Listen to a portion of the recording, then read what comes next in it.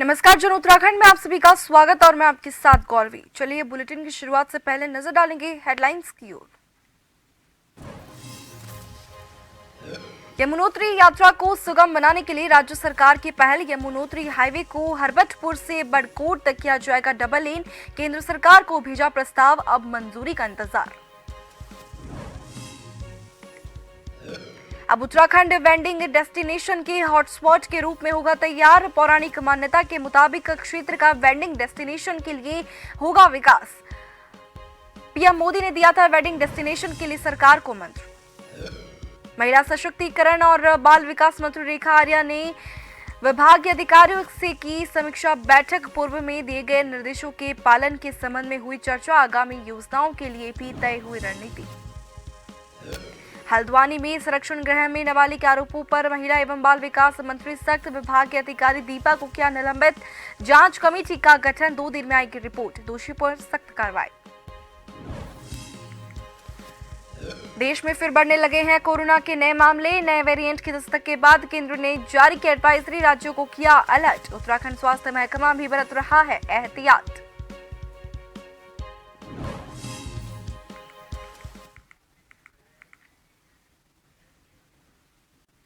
विधानसभा स्थित सभागार कक्ष में एक महिला सशक्तिकरण एवं बाल विकास मंत्री रेखा आर्या ने विभागीय अधिकारियों के साथ समीक्षा बैठक की। बैठक में मंत्री ने पूर्व में दिए गए निर्देशों के पालन के संबंध में विभागीय अधिकारियों के साथ विस्तृत चर्चा की। साथ ही आगामी योजनाओं के ऊपर भी उन्होंने चर्चा की। विभागीय मंत्री ने बताया कि बैठक में एकल महिलाओं को रोजगार शुरू करने के लिए दी जाने वाली सब्सिडी, मिनी आंगनबाड़ी केंद्रों के उच्चीकरण, खाली पदों के लिए विज्ञप्ति जारी करने समेत कई अन्य विषयों पर भी विस्तृत चर्चा की गई।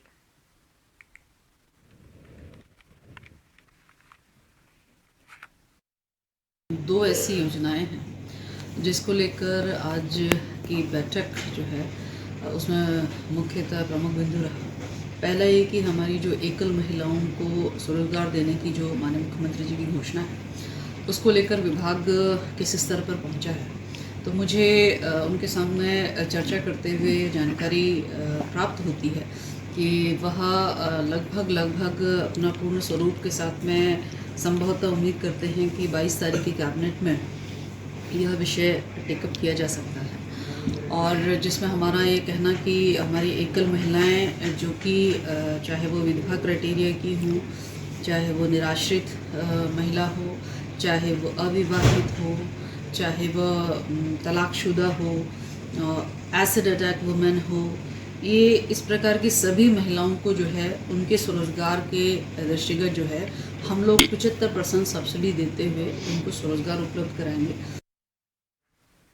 खबर की ओर बढ़ेंगे। उत्तराखंड को वेडिंग डेस्टिनेशन के लिए एक हॉटस्पॉट के रूप में तैयार किया जा रहा है, जिसमें अब बद्रीनाथ केदारनाथ मंदिर कमेटी भी अपना योगदान देने जा रही है। बीकेटीसी अब देवभूमि के उन मंदिरों को चिन्हित करेगी जिसकी पौराणिक हिंदू मान्यता है और उसकी व्यवस्था दुरुस्त करने का काम करेगी। बीकेटीसी के विजन के मुताबिक धार्मिक और वहां की पौराणिक मान्यता के मुताबिक क्षेत्र का वेडिंग डेस्टिनेशन के तौर पर विकास किया जाएगा ताकि विश्व भर से लोग डेस्टिनेशन वेडिंग करने के लिए उत्तराखंड पहुंचे। दरअसल उत्तराखंड में इन्वेस्टमेंट समिट के दौरान प्रधानमंत्री नरेंद्र मोदी ने उत्तराखंड को वेडिंग डेस्टिनेशन के तौर पर विकसित करने का राज्य सरकार को मंत्र दिया है।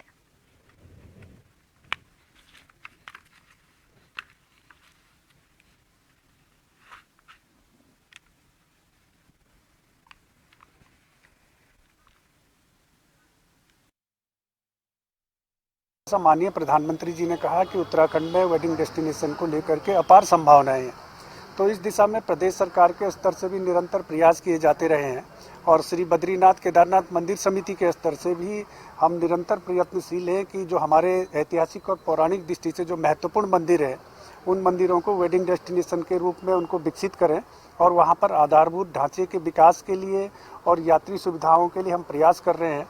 इस क्रम में जैसे कि उखीमठ स्थित जो ओंकारेश्वर मंदिर है वहाँ पर शीतकाल में जब बाबा केदार की कपाट बंद हो जाते हैं उनकी डोली वहाँ पर अवस्थित होती है। यमुनोत्री यात्रा को सुगम बनाने के लिए यमुनोत्री हाईवे को हरबटपुर से बरकोट तक डबल लेन किया जाएगा। राज्य सरकार ने इस संबंध में केंद्र सरकार को प्रस्ताव भेजा है। केंद्र की मंजूरी के बाद इस परियोजना पर जल्द ही काम शुरू करने की उम्मीद है। इससे 4 धाम यात्रियों को बड़ी राहत मिलेगी। इसको लेकर भाजपा प्रदेश प्रवक्ता वीरेंद्र बिष्ट ने बताया कि केंद्रीय सड़क परिवहन मंत्री नितिन गडकरी और प्रधानमंत्री नरेंद्र मोदी का राज्य से विशेष लगाव रहा है और ऐसे में जो भी प्रस्ताव राज्य सरकार ने केंद्र सरकार को भेजे हैं उन सभी परियोजनाओं को मंजूरी मिली है और इस पर भी जल्द ही मंजूरी मिल जाएगी।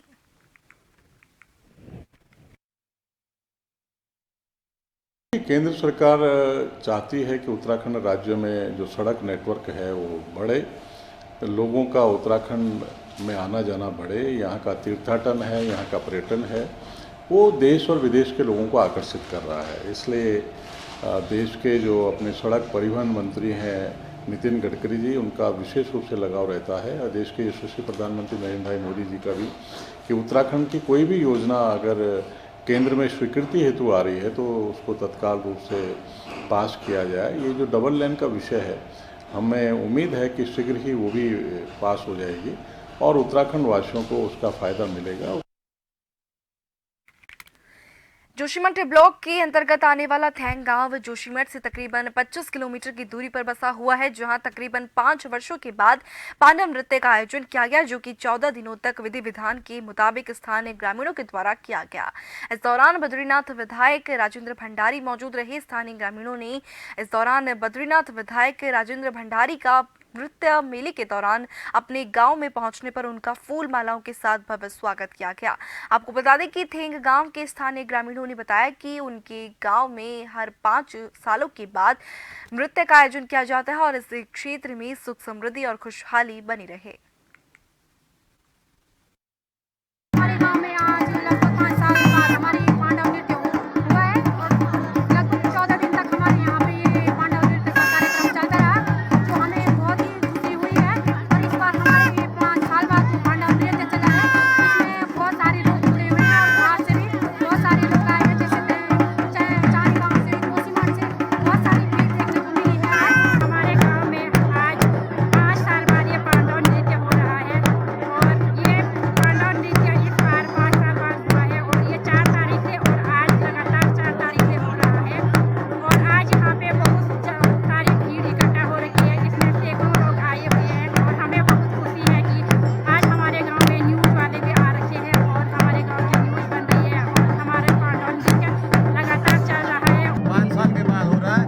हर 5 साल में पांडव नृत्य का आयोजन किया जाता है और इस बार भी ये 5वें साल में यहाँ पे पांडव नृत्य का आयोजन किया जा रहा है और आज समापन पांडव नृत्य का समापन है यहाँ पे, जो कि हाथी कार्यक्रम यहाँ पे दिखाया गया और इसके बाद भीम बलि साधु के रूप में यहाँ पे आएंगे, जो कि पांडव के श्राद्ध में यहाँ पे दिखाए जाएंगे। और पांडव और कौरवों का जो लड़ाई हुई थी उसी के तारतम्य में ये पांडव गीता रचाई गई है और कौरवों का बलवान पांडवों की विजय हुई।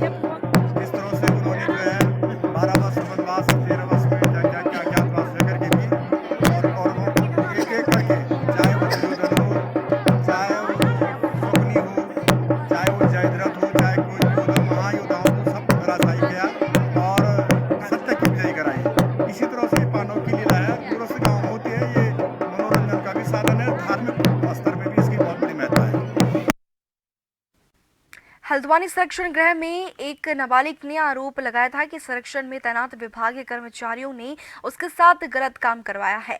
इस पर विभागीय मंत्री ने कहा कि मामले में संरक्षण में विभागीय अधिकारी दीपा को निलंबित किया गया है, जबकि होमगार्ड को वापस भेजा गया है।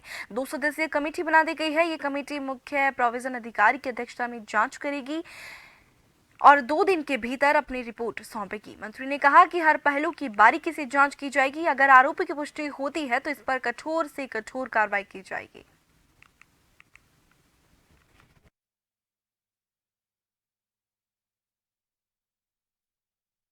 देखिए, हल्द्वानी संरक्षण गृह में एक 15 साल की बालिका के द्वारा यह कहा जाना कि संरक्षण में जो हमारे कर्मचारी विभाग के हैं उनके द्वारा उनसे कुछ न कुछ गलत कार्य जो है वो करवाया गया है।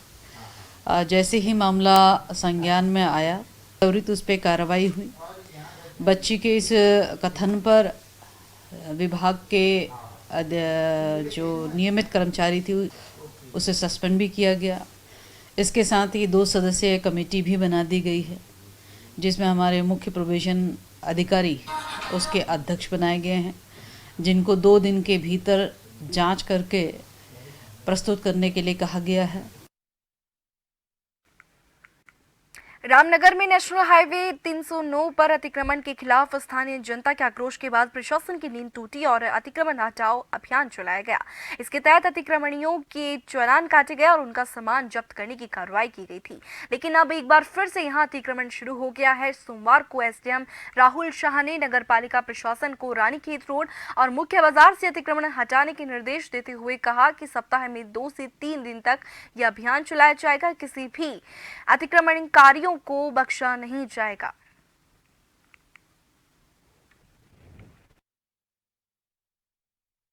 शिकायत आ रही है कुछ व्यक्तियों द्वारा वहाँ पे अतिक्रमण करके विभिन्न सामग्रियाँ बेची जा रही हैं अस्थायी रूप से या फिर कुछ लोग टेम्पररी रूप से वहाँ पे आ रहे हैं। सभी का हटाने से लगातार हमारा अभियान चल रहा है। बीच में नगर पालिका के द्वारा इसमें अतिक्रमण हटाने की एक टीम गठित की गई थी। इसके अलावा लगातार सप्ताह में 2 से 3 बार अभियान चला के सभी को हटाया जाएगा। ऐसी कुछ शिकायतें विभिन्न माध्यम संज्ञान में आई हैं जिसमें CMS रामनगर को जाँच के निर्देश दिए गए हैं। भारत रत्न पूर्व प्रधानमंत्री अटल बिहारी वाजपेयी के जन्मदिन को भाजपा सुशासन दिवस के रूप में व्यापक पैमाने पर मनाने जा रही है। कार्यक्रम के तहत बूथ स्तर पर उनके व्यक्तित्व और कृतित्व को लेकर होने वाले इस कार्यक्रम श्रृंखलाओं के क्रियान्वयन के लिए प्रदेश संयोजक और सह संयोजकों की नियुक्ति की गई है। पार्टी मुख्यालय में प्रदेश मीडिया प्रभारी मनवीर चौहान ने पत्रकारों से बातचीत में जानकारी दी कि राष्ट्रीय अध्यक्ष JP नड्डा और प्रदेश अध्यक्ष महेंद्र भट्ट के निर्देश पर बूथ स्तर पर 25 दिसंबर को सुशासन दिवस के रूप में राज्य के सभी बूथों पर उनके चित्रों पर पुष्पांजलि के साथ विभिन्न कार्यक्रमों का आयोजन किया जाएगा।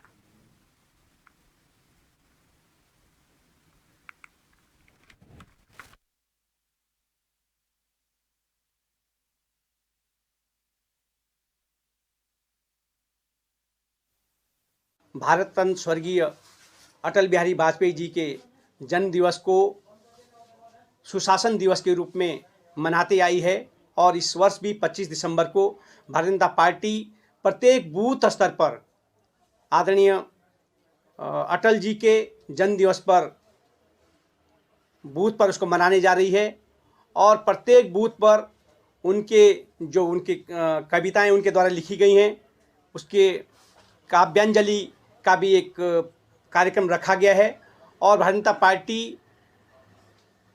पूरे प्रदेश भर में हर्षोल्लास के साथ उनके जन्मदिन को मनाएगी क्योंकि उत्तराखंड राज्य आदरणीय अटल बिहारी वाजपेयी जी ने दिया है तो उनके उत्तराखंड के प्रति उत्तराखंड के लोगों का उनके प्रति और भी श्रद्धा है। इसलिए खबर की ओर श्रीनगर के लाल चौक पर फ्री स्टाइल फुटबॉलर पैट्रिक बाउर और अगुस्का ने अपनी हैरान कर देने वाली जगलिंग स्किल्स से दर्शकों को मंत्रमुग्ध कर दिया।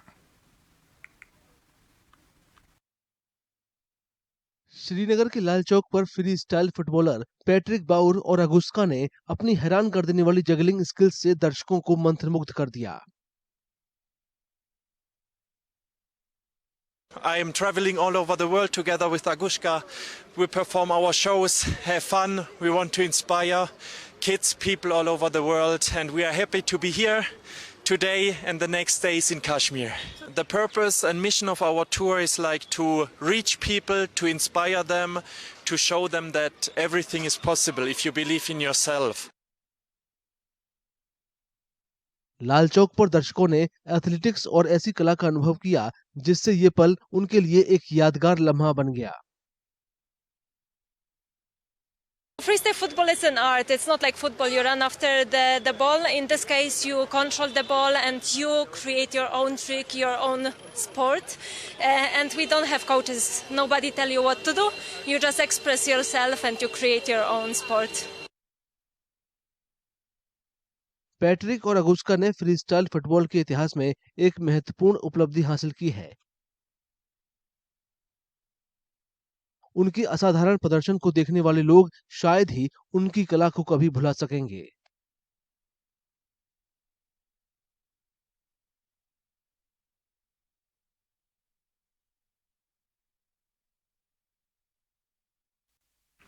लंबे इंतजार के बाद आखिरकार फिर से आईपीएल का ऑक्शन डे आ गया है। आज दुबई के कोका कोला एरिना में दोपहर 1 बजे से ये बड़ी नीलामी शुरू होगी। ये पहली बार जब आईपीएल ऑक्शन भारत से बाहर हो रहा है। देखिए एक रिपोर्ट।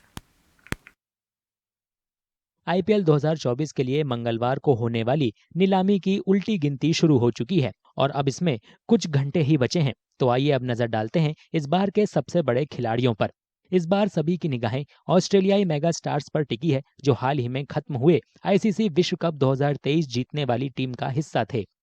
ऑस्ट्रेलियाई खिलाड़ियों के इस समूह का नेतृत्व निसंदेह उनके कप्तान पैट कमिंस सहित उनके साथी तेज गेंदबाज जॉश हेजलवुड और मिशेल स्टार्क करेंगे। ऑस्ट्रेलियाई तेज गेंदबाजों की इस तिकड़ी का बेस प्राइस 2 करोड़ रुपए है। इनके अलावा विश्व कप फाइनल में टीम को जीत दिलाने वाले ट्रेविस हेड भी कई फ्रेंचाइजी की संभावित सूची में शामिल होंगे, जिनका बेस प्राइस 2 करोड़ रुपए है। विश्व कप में तहलका मचाने वाले न्यूजीलैंड के बाएं हाथ के खिलाड़ी सचिन रविंद्र भी मुख्य आकर्षण होंगे। इस यूथ सेंसेशन का बेस प्राइस 50 लाख रुपए है। उम्मीद है कि रविंद्र को उनके बेस प्राइस से कहीं अधिक कीमत मिलेगी। इसमें हैरानी की बात नहीं है अगर उन्हें उनके बेस प्राइस की 10 गुना कीमत मिले। नीलामी के अंतिम चरण में पहुंचने के साथ अंतिम क्षणों में टीम का संतुलन और विशेष खिलाड़ियों की मांग निर्णायक भूमिका निभाएगी।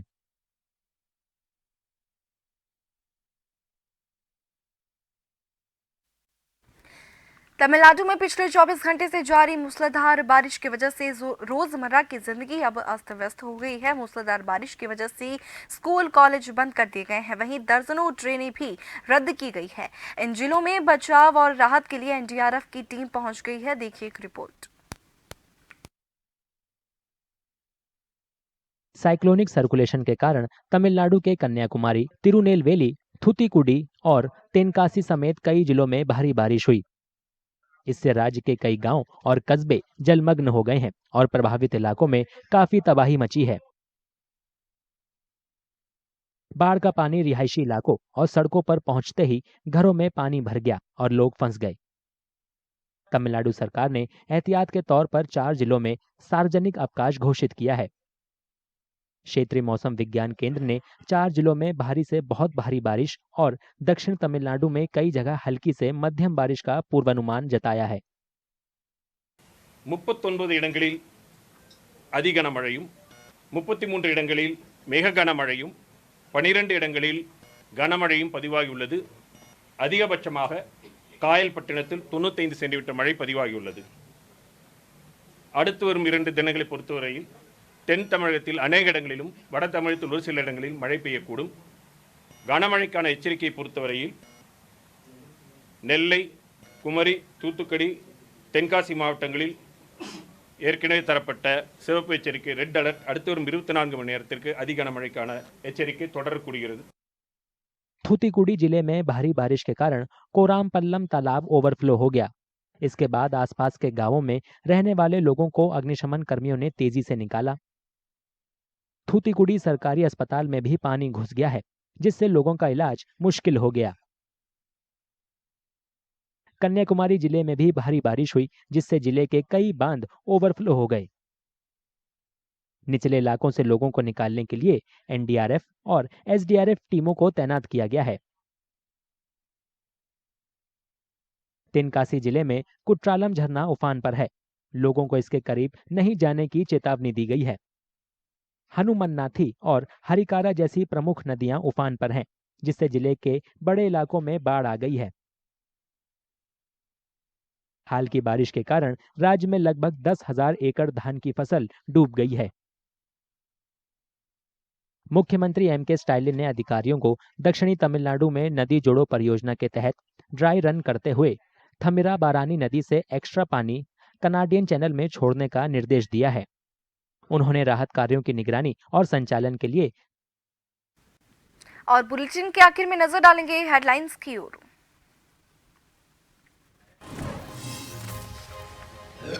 यमुनोत्री यात्रा को सुगम बनाने के लिए राज्य सरकार की पहल। यमुनोत्री हाईवे को हरबटपुर से बटकोट तक किया जाएगा डबल लेन। केंद्र सरकार को भेजा प्रस्ताव, अब मंजूरी का इंतजार। अब उत्तराखंड वेडिंग डेस्टिनेशन के हॉटस्पॉट के रूप में होगा तैयार। पौराणिक मान्यता के मुताबिक क्षेत्र का वेडिंग डेस्टिनेशन के लिए होगा विकास। पीएम मोदी ने दिया था वेडिंग डेस्टिनेशन के लिए सरकार को मंत्र। महिला सशक्तिकरण और बाल विकास मंत्री रेखा आर्य ने विभागीय अधिकारियों के साथ की समीक्षा बैठक। पूर्व में दिए गए निर्देशों के पालन के संबंध में हुई चर्चा। आगामी योजनाओं के लिए भी तय हुई रणनीति। हल्द्वानी में संरक्षण गृह में नाबालिग के आरोपों पर महिला एवं बाल विकास मंत्री सख्त। विभागीय अधिकारी दीपा को किया निलंबित। जांच कमेटी का गठन। 2 दिन में आएगी रिपोर्ट। दोषियों पर होगी सख्त कार्रवाई। देश में फिर बढ़ने लगे हैं कोरोना के मामले। नए वेरिएंट की दस्तक के बाद केंद्र ने जारी की एडवाइजरी। राज्यों को किया गया अलर्ट। उत्तराखंड स्वास्थ्य महकमा बरत रहा है एहतियात।